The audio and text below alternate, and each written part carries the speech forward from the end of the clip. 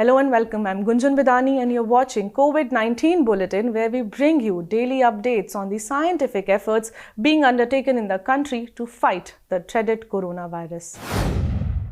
It is often said that the food is the best medicine. In the absence of any tried and tested drug against coronavirus infections, the best that can be done to boost the strength of the patients is to fight the virus by providing them with nutritious and tasty food. In view of this, the Central Food Technological Research Institute, or CFTRI, which is a Mysuru-based laboratory of CSIR, has made protein-rich biscuits for COVID-19 patients. The biscuits prepared by the laboratory contain 14% of protein content as opposed to just 8 to 9% in the usual biscuits. These protein-fortified biscuits will provide the much-needed boost required for the recovery of coronavirus patients. 100 grams of serving of these biscuits will have 400 kilocalories of energy, 63.2 grams of carbohydrates, 14 grams of protein, 17 grams of fat, and 1.2 grams of minerals. These biscuits are made with whole wheat flour, sugar, hydrogenated fat, soya flour, whey protein, soy protein, milk solids, glucose, salt, and flavors. CFTRI has supplied 500 kgs of both high-protein biscuits and rusks for the COVID-19 patients in AIIMS, New Delhi. Let's hear more about this nutritious biscuit from Dr. Raghav Rao, who is the director of CSIR, Central Food Technological Research Institute.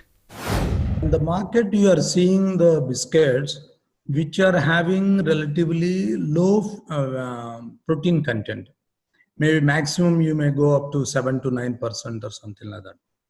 So when somebody else is there either as a patient or a nursing mothers or pregnant women or growing children, these people require high protein for the energy levels, higher energy levels. So that is not available in this, in the regular biscuits. So we did high protein biscuits exclusively to cater this specific people. It is not meant for COVID alone. We have done for multi-purpose for catering to the needs of all the people that I mentioned now categories. Incidentally, it is useful even for them, COVID patients as well. And the issue is the moment you increase the protein, it changes the texture. It makes the product, the biscuit, a little bit harder, and taste also there will be a little bit compromise. So to overcome this is the challenge. Then we have to again fall back to increase the fat content so that taste as well as the texture, softness also will increase, because first product should be sensorially acceptable for a person. Then only he will relish. Unless he relishes, digestibility will not be good and bioabsorption will not be good.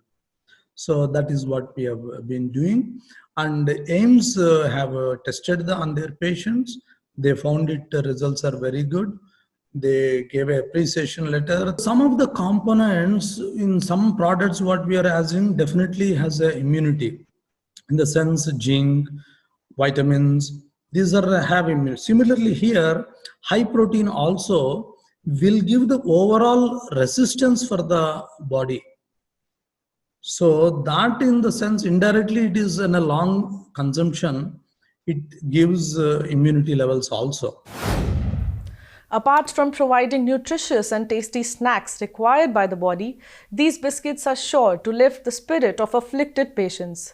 We hope that these biscuits prepared by CFTRI soon gets distributed to COVID-19 patients nationwide. We often hear statements like the coronavirus infection is going to rise by so and so percentage in 10 days or maybe 15 days. Based on such numerical predictions, authorities are able to take key decisions and plan appropriate measures. But it often leaves us wondering how the scientists are able to foretell or predict such scenarios. To explain this, scientists from the Raman Research Institute, an autonomous institute of the Department of Science and Technology, reached out to common people. The scientists explained the method of mathematical modeling which is employed to make such predictions.